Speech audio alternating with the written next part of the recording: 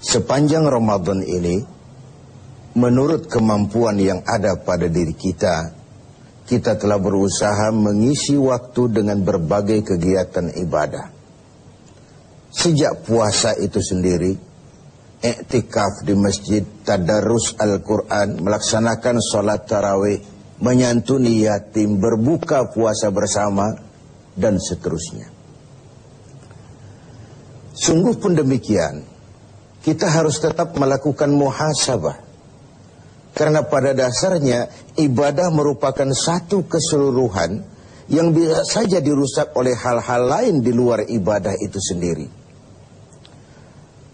Pada kesempatan sore ini saya ingin menyampaikan sebuah hadis diriwayatkan oleh Imam Ad-Dailami dari Addi bin Hatim bahwa Rasulullah sallallahu alaihi wasallam bersabda, "Sittatu asya'a tuhbitul a'mala."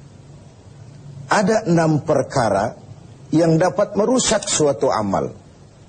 Merusak sholat kita, merusak puasa kita, merusak zakat kita, merusak bahkan haji kita, dan seterusnya. Inilah yang harus kita waspadai.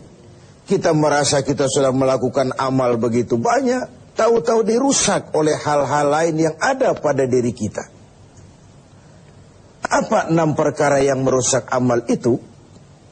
Yang pertama, al-ishtighalu bi'uyubil khalqi. Seseorang yang terlalu sibuk mencari-cari aib, mencari-cari kekurangan orang lain. Sekarang ini oleh budaya kita, mencari dan membicarakan kekurangan orang lain bukan lagi hal yang tabu. Dikorek, dicari, kemudian berakhir dengan fitnah, dan begitu seterusnya. Dan itu merusak nilai amal yang kita kerjakan. Sibuk dengan mencari aib orang lain, lalu lupa kepada kekurangan dirinya sendiri. Bukankah dalam hadis lain Nabi mengajarkan, "Tuba liman syaghalahu aibuhu an uyubin nas." Beruntunglah orang yang kekurangan pada dirinya menyebabkan dia sibuk sehingga tidak sempat lagi mencari-cari kekurangan orang lain.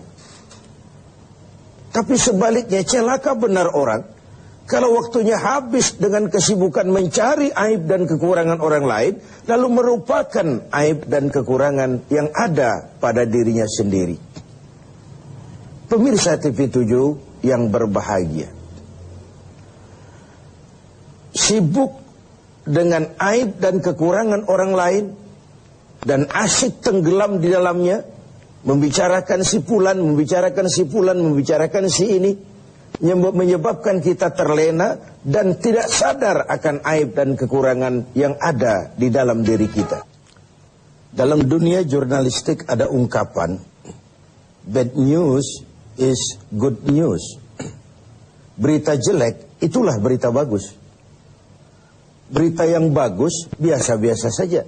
Tapi berita jelek kalau diangkat, dikemas sedemikian rupa, bisa jadi berita bagus, menarik, kejutan, menimbulkan rasa ingin tahu, dan begitu seterusnya. Termasuk dalam konteks ini, setiap hari sekarang ini, kita dijejali berbagai tayangan-tayangan yang sibuk dengan aib dan kekurangan orang lain. Sehingga mengakibatkan itu lalu menjadi budaya kita, dan hal-hal yang tabu tidak lagi dianggap tabu.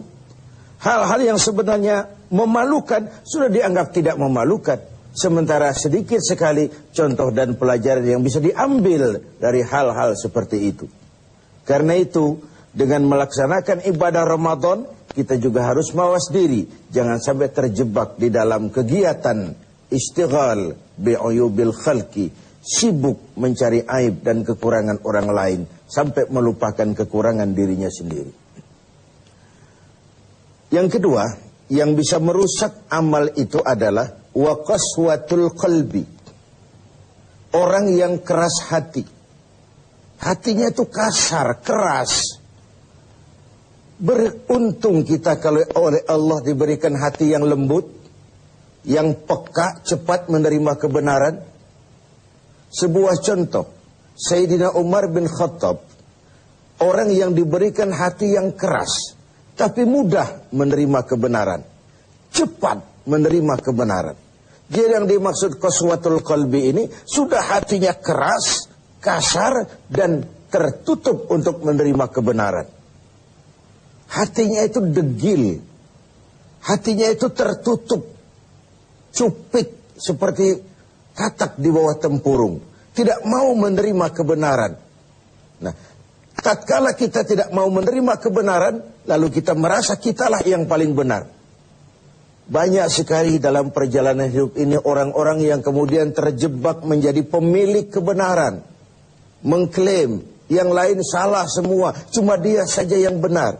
Akhirnya juga terjebak pada hati yang keras dan kasar seperti tadi.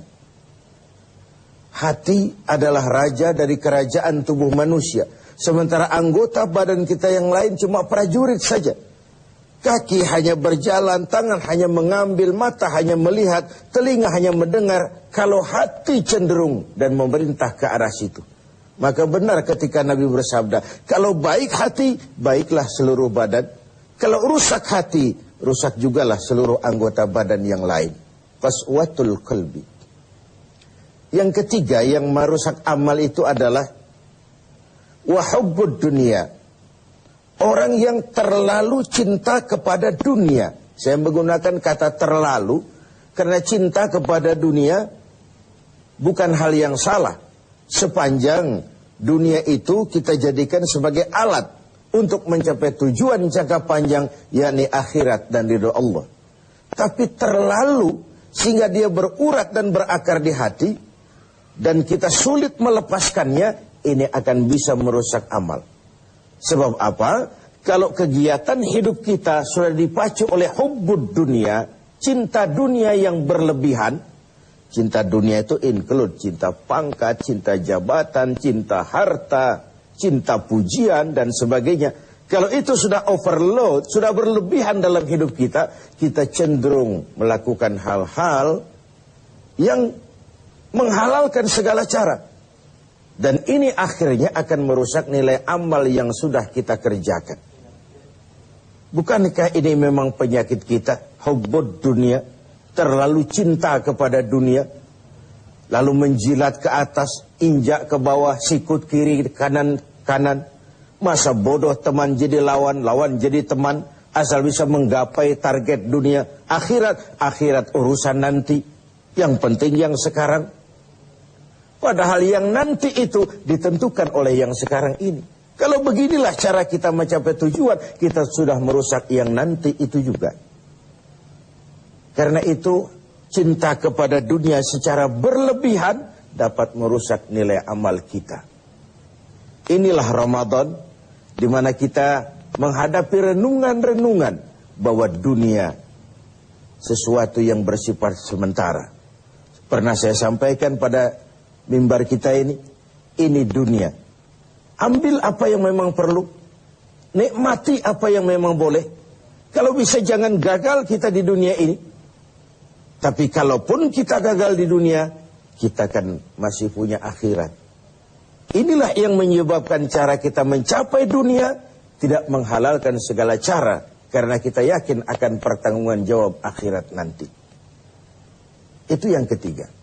Yang keempat, waqillatul haya, sedikit rasa malu. Ini kan budaya malu, sekarang ini sudah setipis kulit ari. Tadi saya sampaikan yang tabu sudah dilakukan orang secara biasa. Kita tidak mengerti, misalnya ada perempuan dengan bangga bercerita, anak saya 3 semua tidak ketahuan bapaknya. Dicerita secara terbuka di media. Dan dia merasa enjoy dengan itu. Bayangkan kalau ini lalu menjadi diikuti oleh yang lain. Bayangkan kalau ini menjadi sebuah tradisi di tengah masyarakat kita. Hal yang memalukan dan memilukan sudah dianggap sebagai sesuatu yang biasa. Tidak ada yang tabu lagi. Padahal malu bagian daripada iman. Tidak ada rasa malu, kurang syarat untuk mempunyai nilai-nilai keimanan. Nah, dengan puasa kita justru menimbulkan rasa malu yang paling tinggi, yaitu malu kepada Allah Subhanahu wa ta'ala. Kalau tengah hari Ramadan kita makan, tidak seorang pun tahu, tidak seorang pun lihat, dan kita tidak mau melakukan. Kenapa? Karena kita malu. Malu kepada siapa? Malu kepada Allah Subhanahu wa ta'ala. Dan ukurannya adalah nurani. Ukurannya adalah nurani. Yang kelima, yang merusak nilai amal kita adalah watulul amal. Orang yang terlalu panjang angan-angan, terlalu muluk cita-cita. Silahkan saja cita-cita digantungkan setinggi bintang di langit, tapi kaki harus tetap berpijak di bumi. Kaki harus tetap berpijak pada realitas. Kalau tidak, kita akan jadi penghayal kelas berat, tukang lamun kelas tinggi, yang hidup cuma mengumpulkan jikalau, andai kata, umpama, dan misalnya.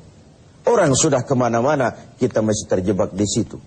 Yang terakhir, wa zalimun la yantahi. Yang merusak amal adalah perbuatan zalim yang tidak pernah sanggup kita hentikan. Zalim dari kalimat zalama, kegelapan. Kita terlahir putih, bersih, suci. Kitalah yang menghitamkan diri kita sendiri dengan perbuatan-perbuatan yang menentang Allah. Dan itu artinya kita zalim kepada diri kita sendiri. Semoga kita dapat menjaga diri dari hal-hal yang merusak